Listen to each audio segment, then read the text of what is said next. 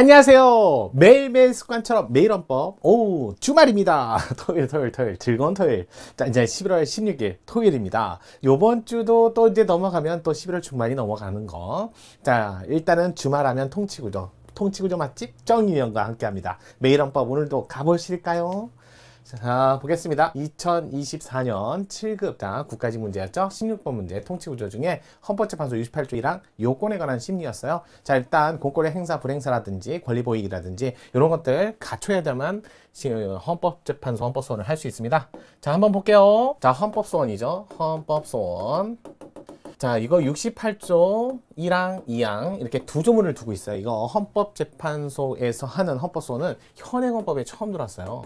헌법에 처음 유입됐고요. 헌법에. 그래서 과거 헌법재판을 담당하던 기관에서는 헌법소원이라는 제도가 없죠. 특히 1항은 권리구제형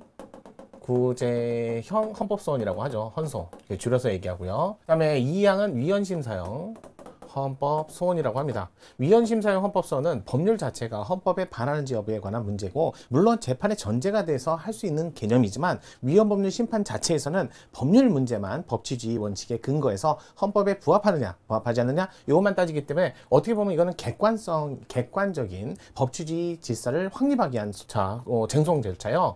법치주의 확립을 위한, 그러니까 어떠한 주관적인 권리구제라기보다는 객관, 소송에 가깝다 이렇게 표현을 해요. 물론 이걸 전제로 해갖고 나중에 재판의 전제가 됐던 재판도 하겠지만, 기본적으로 위헌심사를 해버리면 이 법률은 우리나라에서 일반적 효력을 줘서 사라지게 됩니다. 간통죄라든지 낙태죄 이런 것들 얘기하는 거죠. 하지만 그에 반해서 권리구제형 헌법소원은 기본권 침해를 구제하는 거였기 때문에 약간 주관적 소송이다 이렇게 얘기를 하고요. 이렇게 주관소송이니까 그 사람의 권리구제를 도와주기 위해서 하는 게 바로 헌법소원이라는 거죠. 특히 68조랑 이걸 헌법소원의 가장 본질적인 모습이라서 헌마라고 부르고 판례 번호, 위헌법률 심사형 헌법소원은 헌바라고 얘기하죠. 이런 식으로 판례 번호도 달리 정하고 있기 때문에 두 개는 서로 판례가 다른 절차이기 때문에 병합해서 제기한다 해도 반하지 않는다. 이렇게 한다 해도 반하지 않는다. 가능하다. 이렇게 보시면 좋을 것 같아요. 그래 놓고 이제 68조 68조 2항도 마찬가지지만 이거 3인의 부에서 헌재 안에 있는 3인의 부에서 판단한다는 거 이렇게 보시면 될 것 같아요. 68조 1항 권리구제형 헌법소원인데 요거 소송하기에 헌법재판을 하기 위한 요건이 필요합니다. 요건. 요 요건이요. 그래서 청공기, 보건, 변기 이렇게 얘기하죠. 그래서 많이들 얘기하는데 이거 변호사 강제, 국선 대리인이라고 하죠. 대리인, 변호사 강제, 그 다음에 기간 90일, 1년, 공권력 행사 불행사. 그래서 행정소송법을 준용하다 보니까 대부분 행정소송법을 준용합니다. 자, 이렇게 보면 돼요. 변호사 강제 국선 대리인에는 국선 변호인도 가능합니다. 국선 변호인도 가능합니다. 변호인 요것도 가능. 국선 대리인에는 국선 변호인도 가능하다. 이 정도 보시면 될 것 같아요. 그 다음에 청구인 적격이죠. 청자 또 있는데 이렇게 얘기하죠. 청구인 적격. 그러니까 기본권 주체를 얘기합니다. 그래서 여기에 주로 나오는 게 이제 외국인이라든지 법인이라든지 이런 걸 주로 많이 내죠.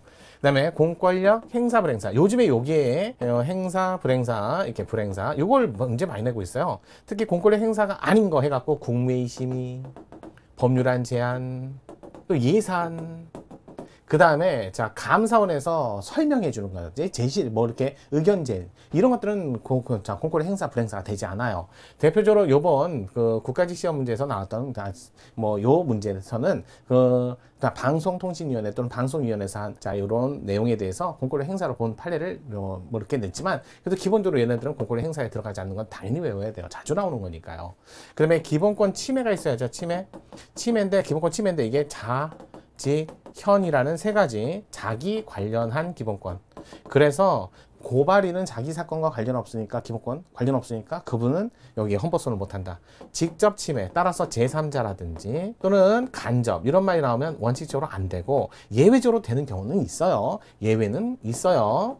그 다음에 현재 침해. 이 현재 침해 특히 대학 입시 요강 사건, 그 다음에 계획안, 이 두 가지 정도만. 입시 요강, 계획안, 행정계획안. 장차 법률의 뒷받침에서 실시될 게 명확하다 이런 말이 나오고요. 입시 요강 그대로 실시될 게 명확하죠. 명확한 경우라면 굳이 다 기다렸다 하지 말고 그냥 요거 자체가 기본권 침해 범위를 넓혀주는 거예요. 이걸 뭐라고 한다? 상황 상성수 이론 이렇게 표현을 하죠. 상성수 이론은 기간 계산할 때 쓰는 게 아니라 침해를 판단할 때 쓴다. 자, 그다음에 보충성이라고 하는데 이건 다른 권리구제 절차를 모두 거쳐야 되고 다른 권리구제 절차를 거치면 30일 내. 다른 권리구제 절차에 안 들어가는 거 손해배상, 손실보상 이건 다른 권리구제 절차 안 들어가. 그리고 다른 권리구제 절차에 들어가는 거 대표적인 게 뭐가 있어요? 체포, 구속, 접부, 심사 이런 것들은 보셔야죠. 그 다음에 법관의 징계에 대해서는 행정법원 가서 하라고 돼 있잖아요. 대법원, 그러니까 행정법원에 대법원까지 가라 돼 있잖아요. 그런 것들만 주로 시험 문제 나오고요. 또 권리보호 이익에서 권리보호의 이익이 없는데 소송하는 경우는 우리나라 존재하지 않습니다. 여기 보충성의 예외, 권리보호액의 예외 이런 것들 보충성 어차피 거친들 무의미하다 어차피 명백하게 권리구제가 안 된다. 그럼 예외적으로 보충성 거치지 않아도 예외. 권리보호액 원래 당의 주관적 공권인데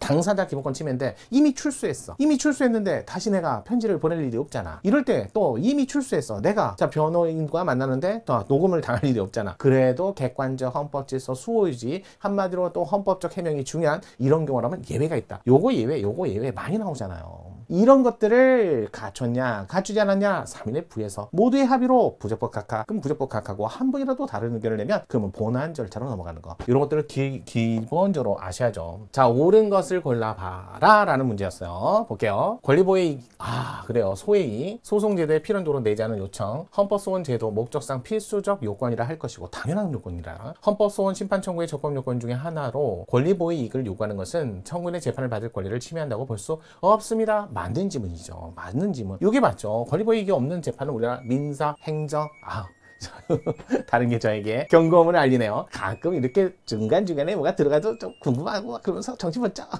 이해해주세요. 죄송합니다. 자, 권리보호 이익이 필요하고 이거는 없는 소송이 없어요. 다 필요한 거예요. 1번이 바로 맞았으니까 아마 정확하게 아시는 분은 안 내려갔겠지만 그래도 학습을 위해서는 좀 맞아봅시다. 두 번째 기본권 침해 직접성이란 집행에 의하지 아니하고 법률 그 자체 그래서 처분적 법률 이렇게도 얘기하고요. 법률 또는 개별인 법률, 개변사건 법률, 자유, 제한, 의무, 부가, 권리, 법적 지위, 박탈이 생긴 경우를 말하므로 법규범이 정하고 있는 법률 효과가 구체적으로 발생함에 있어 사인의 행위 요건으로 하고 있다면 직접성이 인정되지 않는다. 일단은요 원칙적으로는 그 자체가 직접. 근데 법규범이 정하고 있는 법률 효과가 사인의 행위를 요건으로 그러니까 이게 바로 법무사 사무원수를 5인으로 제한하는 법이었어요. 5인으로 제한하는 법 이거 자체는 합헌이다. 이건 다 아실 거예요. 그런데 이 법에 의해서 10명을 데리고 있던 법무사 사무실에서 5명이 나가야 되잖아요. 근데 나간다라는 걸 사인이 잘라야 된다? 사인이 어쩔 수 없이 5명밖에 안 되니까 5명을 내보내야 되니까 사인의 행위를 요건으로 한다 해도 어차피 법 때문에 그렇게 발생한 거지 그 사인의 행위 때문에 발생한 건 아니잖아요. 따라서 법 자체도 직접성을 인정한다라는 판례였어요. 5인의 사무원수 사건이었어요. 자, 사인이 퇴직을 어쩔 수 없이 한다 해도 그런 결정이 있다라는 것은 법에 의해서 정해진 바대로 하는 거니까 법 자체의 직접성을 인정했던 사건. 법무사 사무원수 5인 사건이에요. 3번 헌법재판소 68조랑 헌법소원 심판청구 청구인의 구체적 기본권 침해와 무관하게 68조이랑은 권리구제형 헌법소원이에요. 공권력에 합치하는지 여부를 추상적으로 판단하는 68조 2항하고 달라요. 그래서 이거는 68조 2항을 설명하는 건데 68조 1항이라고 잘못 얘기를 했네요. 네 번째 피청구인의 방송통신위원회 공권력 행사 주체인 국가행정기관 맞아요. 그러니까 여기서 공권력 행사가 나오죠. 거기에 따라야 되고 안 따르면 제재까지 붙는 거니까. 따라서 정보통신 서비스 제공자는 조치 결과 통지 의무 등을 부담하고 시정 요구에 따르지 않을 경우 제재 수단이 없음으로가 아니라 제재 수단도 있어요. 그러니까 피청구인은 2019년 2월 11일 땡땡 외 9개 정보통신 서비스 제공자 등에서 895개 웹사이트에 대한 접속 차단 시정을 요구한 행위는 시정 요구. 이거는 공권력 행사에 해당한다라고 했던 판례. 따르지 않으면 제재까지 붙으니까요. 유명한 거예요. 같이 외워두시면 좋을 것 같아요. 이 세 판례 모두 다 중요한 판례입니다. 자, 이렇게 알아두시면 조금 정리가 되겠죠? 오늘도 할 건 했어요. 자, 그러면 내일 또 통치구 좀 하자 하고요. 또 주말 주중 또 열심히 달려야죠. 매일 헌법 정의입니다.